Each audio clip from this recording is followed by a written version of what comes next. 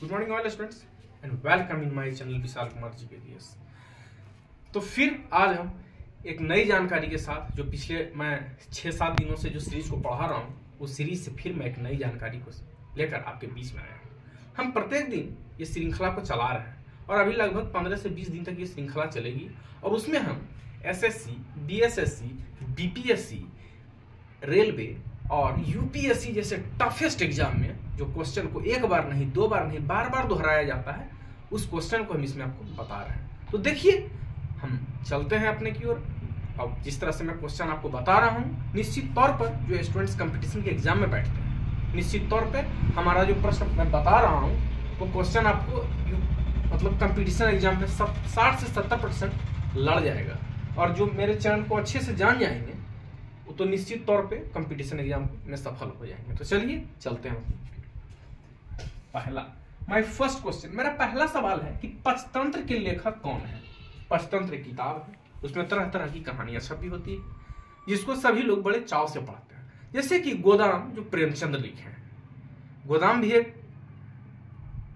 मतलब किताब ही है जिसको सभी लोग पढ़ते हैं। तो वो गोदाम जैसे प्रेमचंद लिखे हैं तो ठीक उसी तरह से पंचतंत्र भी एक लिखता है। और इसमें ये किताब जो है वो किसके द्वारा लिखा गया है, अगर पूछ दिया जाए कि पंचतंत्र में जो कहानियां लिखी गई वो किनके द्वारा लिखी गई, तो इसका आंसर होगा बच्चों विष्णु शर्मा। ओके, पंचतंत्र के लेखक कौन है, तो इसका आंसर रहेगा विष्णु शर्मा। चलिए हमारा दूसरा क्वेश्चन है कि श्वेत क्रांति का संबंध किस उत्पादन से है। जैसे कि हम लोग साग सब्जी उगाते हैं तो उसका संबंध हरित क्रांति से रहता है ना। अगर हम लोग तो जो प्रकार का चीज हम लोग उत्पन्न करते हैं तो ठीक यहाँ पूछा जा रहा है कि श्वेत क्रांति का मांस मछली का जो रहता है वो लाल क्रांति से रहता है। तो यहाँ पूछा जा रहा है श्वेत क्रांति यानी सफेद। तो इसका आंसर होगा बच्चों श्वेत क्रांति का संबंध किस उत्पादन से है, तो इसका आंसर होगा श्वेत क्रांति का संबंध दुग्ध उत्पादन से। किससे? दुग्ध उत्पादन से। चलिए हमारा तीसरा क्वेश्चन है कि थर्मोमीटर का खोज किसने किया। थर्मोमीटर तो जिससे हम लोग बुखार मापते हैं। बुखार जब हम लोग को लग जाता है तो एक मशीन आता है, उसको क्या कहा जाता है, थर्मामीटर, जिससे हम लोग अपना बुखार को नापते हैं। जब थर्मामीटर लगा के कुछ देर के बाद चेक करते हैं तो बता देता है कि बुखार कितना है, 101 है, 102 डिग्री है, तो उसमें दिख जाता है। बैरोमीटर का नाम आप लोग सुने होंगे, वायु जिससे नापा जाता है। और एक लैक्टोसेलस मशीन आता है जिससे दूध मापन यंत्र उसको कहा जाता है, जिससे हम लोग दूध मापते हैं। जैसे उसको लगा दीजिएगा तो बता देगा दूध में कितना पानी है, कितना क्या है। तो ठीक उसी तरह थर्मोमीटर एक मशीन है जिससे हम लोग क्या मापते हैं। थर्मामीटर तो बुखार नापने में काम आता है, लगा देते हैं तो बता देता है बुखार कितना है। तो यहाँ पूछा जा रहा है थर्मामीटर का खोज किसने किया, जो इसको खोज किया उस वैज्ञानिक का क्या नाम था। तो उस वैज्ञानिक का नाम था जीडी फ़ारेनहाइट, जो थर्मामीटर का खोज किया। चलिए अब हमारा चौथा क्वेश्चन है आयोडीन की कमी से होने वाली बीमारी। जैसे विटामिन जी का कमी से रतौंधी होता है, कुत्ता को काटने से रेबीज होता है। तो यहां पूछा जा रहा है इंसुलिन का कमी से मधुमेह होता है। तो यहां पूछा जा रहा है कि आयोडीन की कमी से होने वाली बीमारी, आयोडीन की कमी से जो होता है बीमारी, कौन बीमारी होता है, जिसका नाम होता है घेंघा। ये एक ऐसा बीमारी है जो आप लोग गांव घर में देखते हैं ना कि बहुत आदमी को गर्दन के पास बड़ा ऐसा फूल जाता है ना, तो कहता है क्या हो गया, तो इसको घेंघा हो गया। घेंघा एक बीमारी है जो आयोडीन का कमी से होता है। ओके, चलिए अब है हमारा क्वेश्चन है पांचवा कि सर्व शिक्षा अभियान कब शुरू हुआ। सर्व शिक्षा अभियान, स्कूल चले हम बैग लेके, देखते हैं ना जगह जगह गांव में एक बना देता है स्कूल के ऊपर, और मतलब एक लड़का और एक लड़की बैग लिए रहता है, स्कूल चले हम, ये नारा। तो सर्व शिक्षा अभियान सब पढ़े चला था ना, सर्व शिक्षा अभियान सब पढ़े सब बड़े, मतलब छाप दिया है स्कूल में। देख रहा है कि मतलब एक बच्चा और एक बच्ची है जो स्कूली बैग टांगे हुई है और जा रहा है स्कूल चले हम। तो ये कब अभियान शुरू किया गया, सर्व शिक्षा अभियान, सभी को शिक्षित। तो ये अभियान 2000 में शुरू किया गया। कब किया गया, 2000 में। सर्व शिक्षा अभियान 2000 में शुरू किया गया, याद रखिएगा।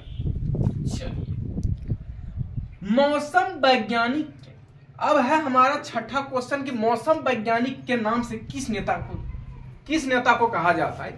सवाल है, मौसम वैज्ञानिक कौन नेता को कहा जाता है? मतलब वो बता देते थे कि किस पार्टी है, किसकी सरकार बनेगी, किस तरफ की हवा है, कौन नेता को कहा जाता था, और बिहार के ही रहने वाले थे। तो ये क्वेश्चन कंपटीशन में अगर पूछ दिया जाता है तो लोग चक्कर में पड़ जाते हैं, ऐसा कैसे हो सकता है? मौसम वैज्ञानिक के अंदर कौन नेता, मौसम वैज्ञानिक किस नेता को कहा जाता है? तो नेता का नाम था स्वर्गीय रामविलास पासवान, जो लोजपा के संस्थापक भी रहे।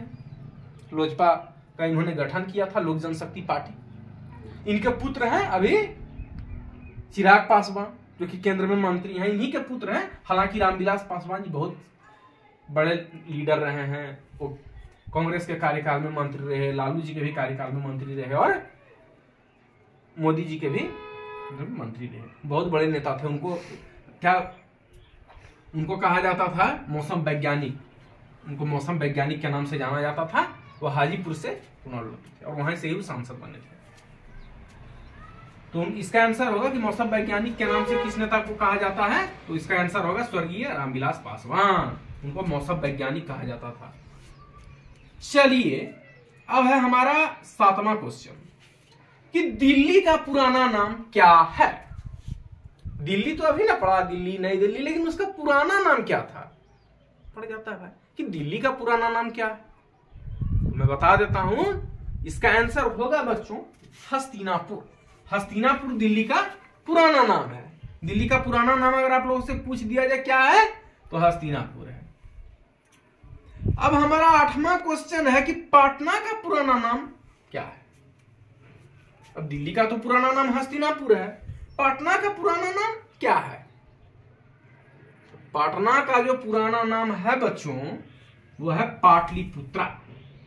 पाटलिपुत्रा अभी भी है, मतलब पटना में, लेकिन उसका पटना का पुराना नाम है पाटलिपुत्रा। तो अगर दिल्ली का पुराना नाम हस्तिनापुर, पटना का पुराना नाम पाटलिपुत्रा। अब है 9वां क्वेश्चन है, नील आंदोलन कहां चलाया गया था? नील आंदोलन, जो अंग्रेज नील का खेती करवाते थे, उसके विरुद्ध में जो गांधी जी निकाले थे, ये तो बिहार में हालांकि हुआ था, चंपारण। लेकिन नील आंदोलन, ये तो चंपारण सत्याग्रह हुआ था, लेकिन यहां पूछा गया है नील आंदोलन कहां चलाया गया था?